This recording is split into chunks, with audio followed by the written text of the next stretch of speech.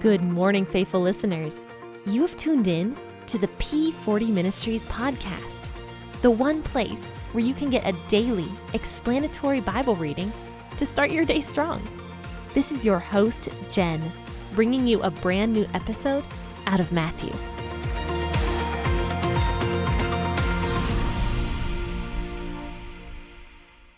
Happy Thursday, faithful listeners. Thank you so much for tuning in to the P40 Ministries podcast this morning. And as always, I am your host, Jen. But before we begin, I wanted to talk to you about my coloring books that I just finished with. They are finally up. Oh my goodness, thank God. They are finally up on Amazon for purchase. I was struggling so hard to get these books out to you guys before Lent. And as you know, Lent is quite halfway through now, so I did not get them up in time, but I think hopefully they are a really good quality product, and I really did my best to bring you guys something really, really excellent so that you can really enjoy your time as you are doing these coloring books. Now, what these books are, and I won't make my spiel for too long here, but these books are basically a discipleship experience that both parents and children can do. Now, of course, adults have their adult version of the book and children have their version of the book. And the two books are basically the exact same book, except the verbiage is a little different for the children's edition, and also the coloring pictures are a little bit easier for the children's edition. Now, that being said, adults can do the adult version of the coloring book, and they don't need a child with them, and vice versa. The children can do them on their own. But once you bring the two books together, it makes for a very interesting experience for a parent and child to do together, to relax together, to learn about Jesus and his journey to the cross during Holy Week together, and also to bond together and maybe do some coloring pictures and just enjoy the time together. And also there's, in the children's edition, there's different parent and child activities that you can do together. So honestly, they're a really good resource to have if you have young children in your household, because it really opens up a good door for discussing Christian topics with your children. But with that being said, I'm not going to promote the books too much on the podcast, mainly because we are here to read the Bible, not to listen about some books that I just published. So let's go ahead and turn to Matthew chapter 18 and read verses 1 through 14 today. This is kind of funny. We're actually going to be talking about children today in Matthew chapter 18, and it was kind of hilarious how God worked that out for me, because the book's published yesterday, and then I'm reading Matthew chapter 18, and I'm seeing all this stuff about children in Matthew chapter 18, and that was what the books that I had just published was really gearing towards. But let's go ahead and read Matthew chapter 18. As always, I will be reading out the WEB version of the Bible this morning. In that hour, the disciples came to Jesus saying, "Who then is the greatest in the kingdom of heaven?" Jesus called a little child to himself, and he set him in the middle of them, and said, "Most certainly I tell you, unless you turn and become as little children, you will in no way enter into the kingdom of heaven.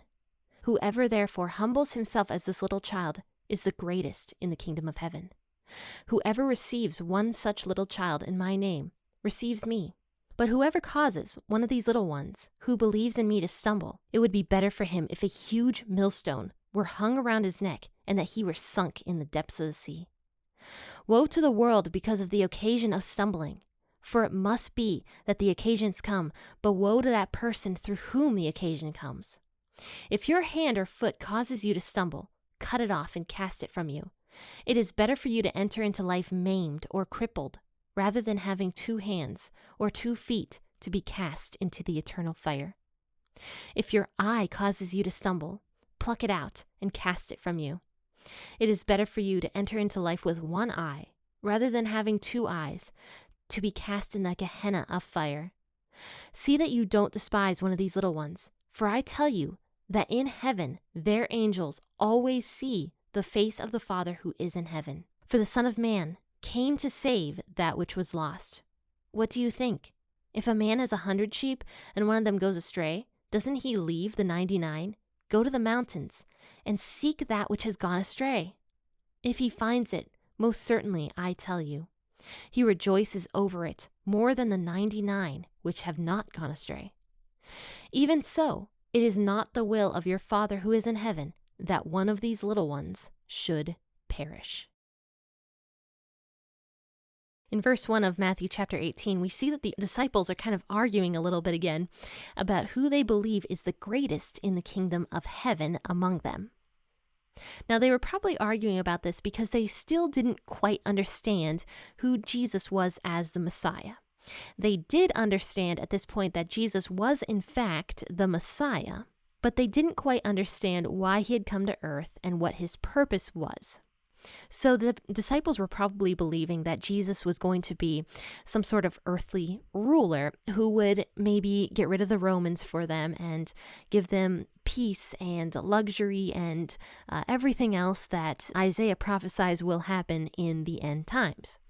And this is probably what Jesus' disciples believed. So we see that they are constantly arguing about who is the greatest among them. So they're asking also then, who is the greatest in the kingdom of heaven among us? So it's not even just earthly stuff that they are wishing for, though they do talk about that as well in different portions. They're always talking about who's the greatest. But now at this point, they're saying, who is the greatest in the kingdom of heaven among us? So they ask Jesus, so who then is the greatest in the kingdom of heaven? And one thing I find really interesting is that Jesus doesn't point to himself. He had every right to literally say to his disciples, me, my Father, what are you guys talking about? He had every single right to do that, but he doesn't point to himself. Instead, he calls over a little child to him. This says something about Jesus's character as well. He was the kind of person that children enjoyed, children wanted to go to. And one thing I did enjoy about the Chosen series, if you've ever seen it, the Chosen series did a really great job in one of the episodes showing how much Jesus loves little children. And it was just such a sweet episode. I really, really enjoyed that one. And he always had like children around him in that episode and they loved him. And it was just a really cute episode. And they did a good job showing Jesus's personality with children. Jesus was the type of man who children would want to come to. So he calls over this little child and the little child comes over to him and he says to his disciples, you have to be like this little child if you are going to be the greatest in the kingdom of heaven. He says, whoever becomes like this little child, whoever humbles himself like this little child, is the greatest in the kingdom of heaven. And that's verses 3-4, where Jesus says that. So when we think about children, what typically do we think of? You know, children are not very scary. You know, I would not be scared to encounter a child late at night. I'd be terrified to encounter a grown man late at night by myself. But a child, I'd be like, uh-oh, I need to help this little kid. But children are not intimidating. They're not scary. They are children. You know, they are sweet. We think of children as typically sweet little kids. They are super duper truthful.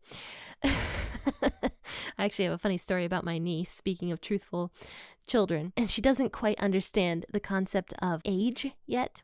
So she doesn't know how old everybody is. But we were kind of teasing my niece last time she was in town. And we were like, Evelyn, who do you think is the oldest person here? She runs over to my mom, who is her grandma, and she's just like, Grandma's the oldest. Which was not true because actually my dad was the oldest person in the room, but she didn't think my dad was super old, and she didn't think her own mom and dad were super old, or me and my husband, but she really thought Grandma was super old. And then it was really funny because we're just like, so Evelyn, how old do you think your dad is? She ran over to her dad and she's like, I don't know, are you old? So kids are super truthful. My niece had absolutely no problem offending my mother, saying that my mother was super old. And of course, my mom wasn't actually offended or anything, but it was just a funny story. And Jesus tells us to make ourselves like little children. You know, little children are sweet. They're bad at deceiving other people. They're bad at lying. They speak the truth. They are pure. They're innocent. We think of children as pure, innocent little kids. And on top of that, they are not above the adult. They are humbled because of that. And so when we make ourselves like little children, we are making ourselves pure and innocent, able to speak the truth, and we're humbling ourselves, which is what God appreciates a humble heart, because children are not the rulers of society, especially in this day and age where Jesus was talking about, children had no status whatsoever. They were under their parents. They had no status. When we humble ourselves, we are saying God is our Father. God is the one that we should trust. We need to be under His rules for us. And so that is what Jesus is saying when we need to become like a little child, if that makes sense. After this, Jesus talks about how we should not be teaching little children to sin. And it's not just little children. He says in verse 5, little ones who believe in me. So it's not just children at this point, though it could be children in like a physical sense. But this is also the people who are making themselves out to be like children, who are innocent. Jesus actually says that it's better for somebody, as horrific as this sounds, because this is horrific for me. It is better for a person to have a huge millstone hung around their neck and to sink into the depths of the sea than to cause a little one to fall into sin. And that's a horrific picture for me because I almost drowned once. And that was awful. It was the worst feeling I think I ever had. When Jesus says that it is better for somebody to drown in the depths of the ocean than to cause a little one to stumble into sin. You have to believe that. Jesus doesn't lie. He says the truth. Thinking about that, if we cause somebody who's innocent to stumble into sin, that's horrible, because that person who never knew sin before, who were innocent, they didn't have that particular sin. They are being led astray and they are learning sin for the first time. So Jesus says it would be better for a person to die in the depths of the ocean than to cause somebody to make a little one who is innocent sin in that way. Basically, the punishment for somebody doing that to a little child or a little one is going to be horrible. So we need to be careful about that, not leading people into sin or leading people astray, because that is a very, very serious sin in the eyes of Jesus. After this, Jesus says, woe to the world for the occasion of sinning. And we know what woe means. Woe means it's like a cry of pity to the world. Pity to the world because of sin and how sin has come into the world. And then he says, woe to the person who has fallen into sin. So he's going further with what he was just saying about causing people to stumble into sin.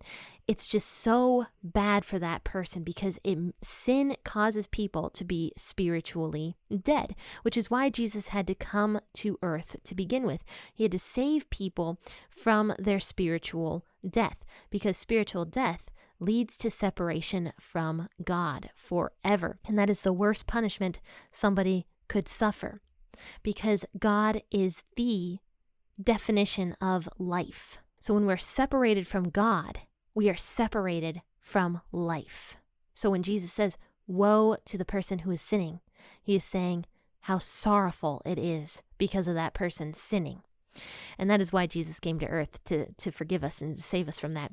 And so after this, we heard this once before, Jesus talking about cutting off the hands and the feet and the eyeballs and all sorts of stuff in order to get into the kingdom of heaven. But he says it would be better for a person to cut off their hand if their hand is causing them to sin and to enter into the kingdom with only one hand than it would be for their entire body to go to hell. So this is how serious sin is. This entire thing we just read, verses 1 through 14, is talking all about sin. If Jesus is so concerned about sin that it would be better for somebody to cut off their own hands or pluck out their own eyeballs or cut off their own feet or fall into the depths of the ocean rather than cause somebody to sin or sin themselves, then there is something serious with sin. And I find it very sad that preachers don't often talk much about sin anymore in the churches. A lot of times churches have this whole feel-good thing about making sure that people feel good when they leave the sermon, rather than making people understand how serious their sin really is to Jesus. If sin was not a serious thing, Jesus never would have come down to earth. He wouldn't have had to. Sin is a very serious thing, and it caused the death of Jesus. Our sin caused the death of Jesus.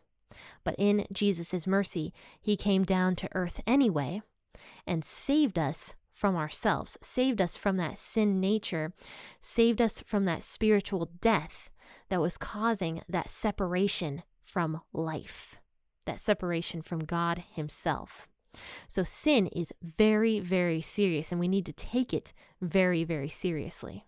But even though we sin, we are saved through Jesus' blood, as long as we accept that. Because Jesus says in verse 11, "For the Son of Man came to save that which was lost." He's talking about himself there.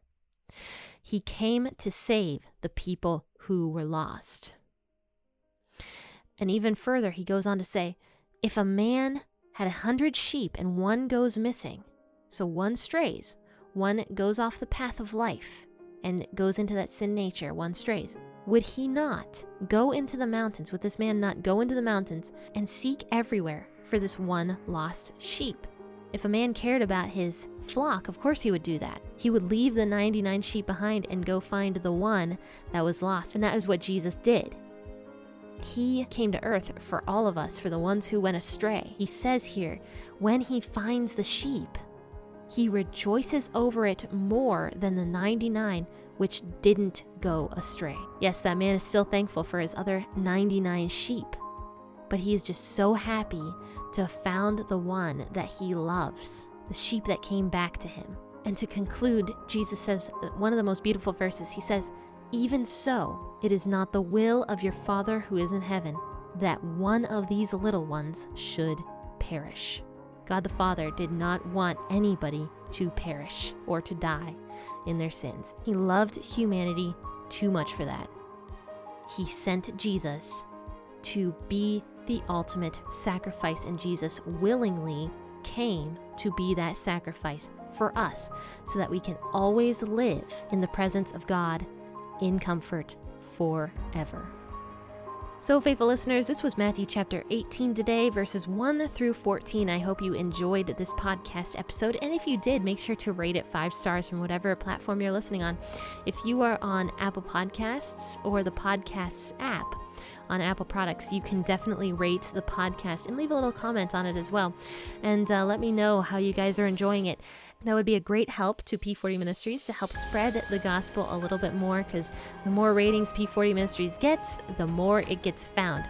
So that would be a huge, huge help for me. And I will drop a link to those coloring books that you can purchase on Amazon if you so choose in the bio of this podcast episode. And you can click on that and it will take you right to the Alive Coloring Devotionals. If you want to support P40 Ministries, that's an excellent way to do so, because that helps me continue on with everything that I'm doing here on the podcast and with the website and the books and the devotionals and everything else that I'm trying to accomplish at P40 Ministries. So get yourself something nice, get your family something nice, and purchase those books on Amazon Prime. Friends, thank you so much for tuning in today. I appreciate every single one of you. Happy listening, and God bless.